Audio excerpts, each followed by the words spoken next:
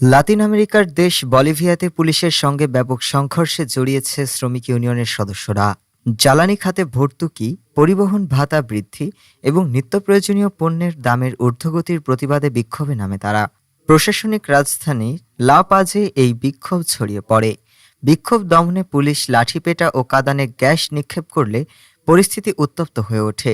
এতে আন্দোলনকারীরা ছত্রভঙ্গ হয়ে যায়।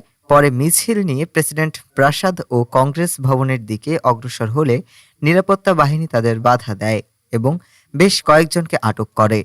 বিক্ষোভে অংশ নেওয়া শ্রমিকদের বড় অংশ খনি ও বিভিন্ন শিল্প কারখানার সঙ্গে যুক্ত। শ্রমিক নেতারা জানান, দ্রব্যমূল্যের লাগামহীন ঊর্ধ্বগতি সাধারণ মানুষের জীবনকে চরম সংকটে ফেলেছে, যার প্রতিবাদেই এই আন্দোলন। ডেস্ক রিপোর্ট, আজ বার্তা।